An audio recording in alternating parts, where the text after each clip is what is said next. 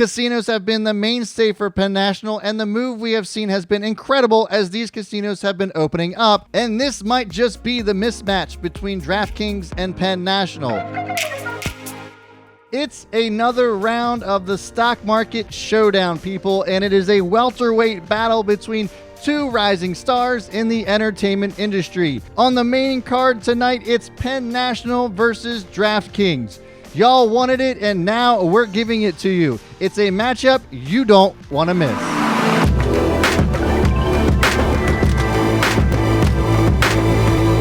What's going on, everybody? My name is Brad, and this is Own the Chaos. The stock market is crazy, it's chaotic, and I made it my mission to help you own it, make some money, and make a positive impact on your life. Let's get on to the main event, shall we? In this corner, weighing in with a market cap of $12.32 billion and a recent all-time high of $44.79 a share, a record of 0 wins, 0 losses, all the way from Boston, Massachusetts, DraftKings Incorporated. And in this corner over here with a market cap of $4.36 billion and also a recent all-time high at $40.14, as well as a record of 0 wins, 0 losses from the Keystone State in Wyoming, Pennsylvania, PENN National. Okay, guys, seriously, how am I doing so far? I know I am no Michael Buffer by any stretch of the imagination, but I'm giving my best shot here. Give me a thumbs up if you like it, or a comment if you have a better idea for the next one, as this one is just starting to evolve. So let me know in the comments below what you think of it. Round 1, let's go. Can I get a bell, please?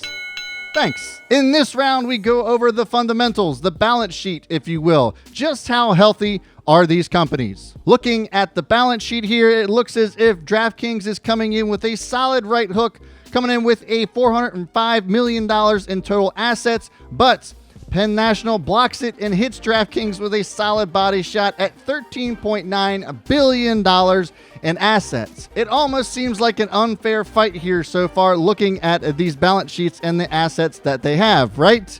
Pretty interesting when you look at the market caps here, as DraftKings is 3 times higher than PENN National. When looking at the revenue and comparing their latest earnings reports through March 31st, 2020, DraftKings neither engaged in any significant business operations nor generated any revenues, resulting in its latest quarterly earnings coming in cash negative at negative 13 cents per share. It's starting to look pretty grim here for DraftKings, but I think, wait a minute, they might actually have the upper hand. In this quarterly report from PENN National, it looks like the Rona made a huge impact on the company, and it was forced to close down its casinos and resulted in a whopping $5.26 per share loss. Okay, round 1 is over, guys. Wow, what a round, folks, as it was a pretty close one here, as both these entertainment stocks have been significantly impacted by the Rona, but I think DraftKings may have taken that one at the very end. Again, let me know in the comments, and you be the judge.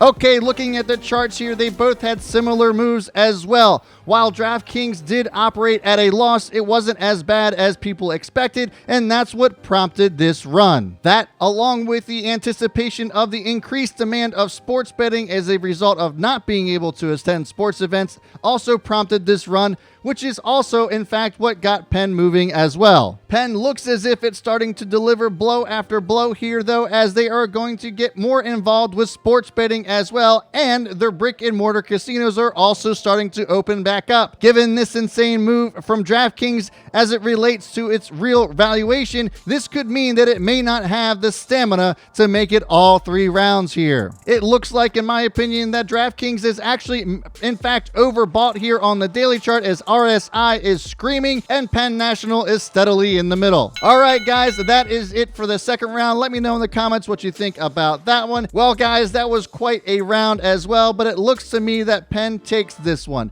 PENN's move upward on the chart seems as if it's a little more warranted, as they have diverse streams of revenue that will continue to pour in as demand increases. And the DraftKings chart on the daily looks way overextended. But let's take an intermission right before the third round here, and let me invite you over to the Chaos Crew. If you click the join button right next to subscribe, what you will get is a watch list from me money every single day before the market opens, and it gives you a snapshot of what's moving and what to look out for in the market ahead. I think for $4.99, it's incredible value, and if you do as well, I would be happy to see you there. Okay, here we go, folks. It's the last round here, and it will decide the winner, and it will be based on the future outlook of these two companies. Let's get to it. Okay, so DraftKings average analyst price is just $38.57, which is just below its current price as of this recording, at $39.62 per share. Susquehanna analyst Joseph Stoff did just up his price target recently to $48, while Canaccord Genuity analyst Michael Graham has a street high $50 price target. However, both of these price targets imply limited upside from here as well in such a volatile stock. As sports start to open back up and resume, there's going to be a surge in demand for sports betting, which is what investors are betting upon. No pun intended. Even more so now because people will not be able to attend sporting events until an undisclosed time, and people are going to want to fill that entertainment void. Not to mention, DraftKings announced it is partnering with Bay Mills Resort and Casino to enter into a new market access deal, subject to the receipt of all applicable and licenses and approvals, of course, that will bring the #1 rated mobile sportsbook to sports fans across the state of Michigan. This is another really big step in the right direction for them. The DraftKings Sportsbook mobile app is currently available in Colorado, Indiana, Iowa, New Jersey, New Hampshire, Pennsylvania, and West Virginia. Draft CEO Ezra Kuchar stated, through a commitment to provide customers with a premier sports betting experience, DraftKings is happy to partner with Bay Mills Resort and Casino. He goes on further to say that the Great Lakes presents a number of gaming opportunities, and we look forward to collaborating with Bay Mills to provide residents with the best-in-class experience DraftKings is known for. This is yet another move for DraftKings so far in this round. It seems as if they are on their way to winning this showdown. But let's take a look at PENN National and their outlook.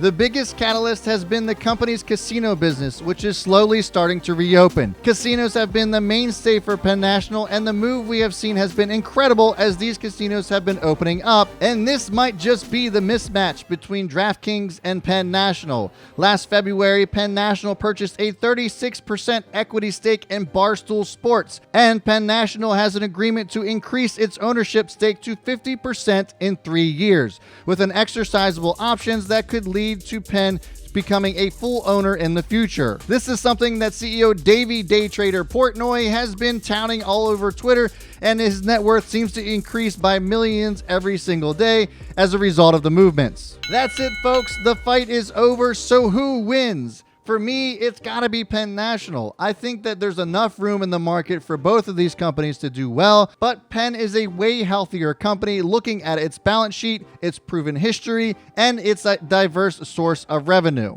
The major benefit for PENN is access to Barstool's 66 million monthly active users. This will allow the company to become a significant player in the sports betting business. Fast forward to 2021, and this deal looks like it's set to pay off big. After several weeks of uncertainty, we now have a greater visibility into when at least a few of these sports will be starting, but it's unlikely we'll see live games for at least a month still, maybe even longer. Some analysts see this as a negative, but I only see this as a positive.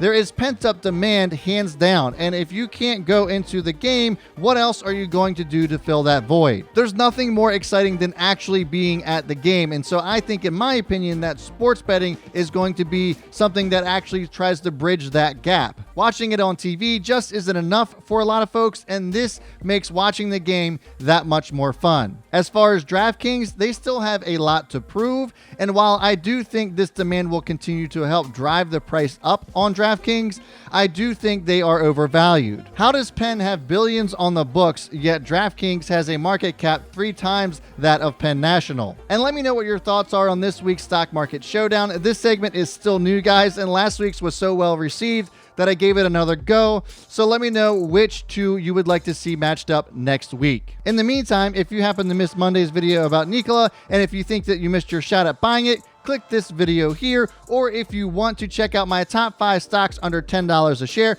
click this video here. Please like and subscribe, and as always, folks, I will see you all before the bell, and B Smith is out.